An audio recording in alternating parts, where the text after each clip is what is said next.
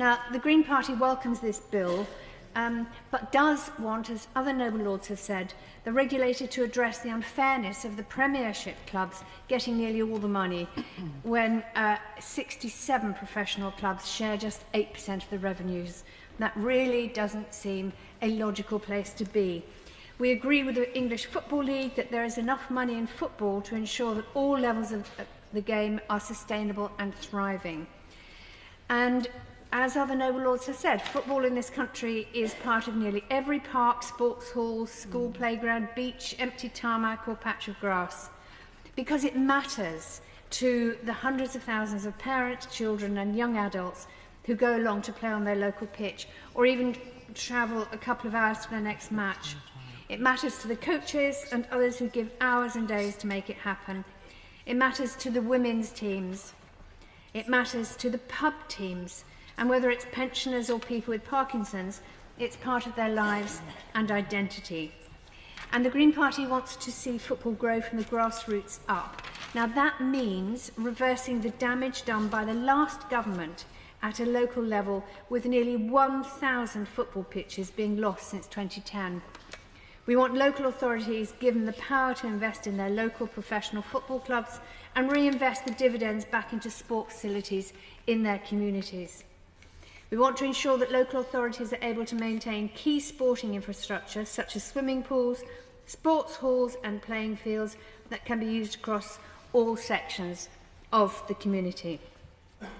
Now, being a Green, I'm going to bring climate change into this, and the noble Lord Hannan, who isn't in his place anymore, I agreed with one thing he said in his speech, and that was that he didn't like the idea of net zero. I don't like net zero either.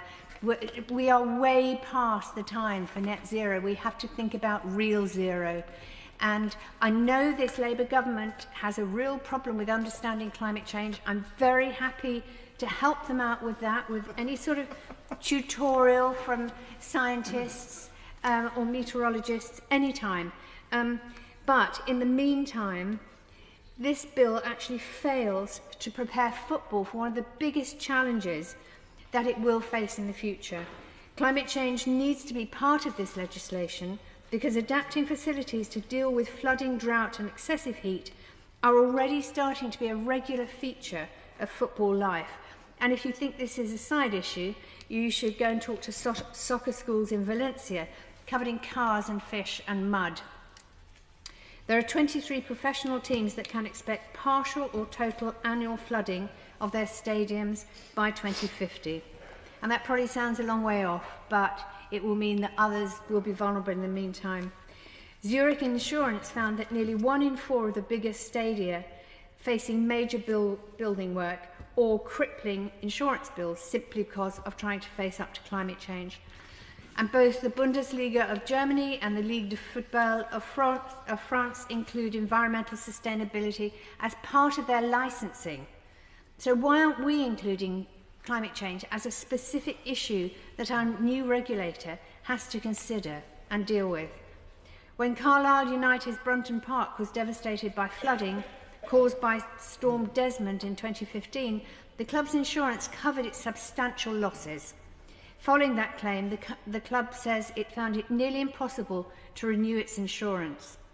Climate change is happening, and it already is having a big impact at grassroots level, where local clubs will need help to find the resources to cope. The chair of the FA, Debbie Hewitt, revealed that we have something like 120,000 games a season cancelled because the pitches are not playable. In recent years, grassroots teams have swung from cancelling games because the ground is baked like concrete to pitches being regularly flooded.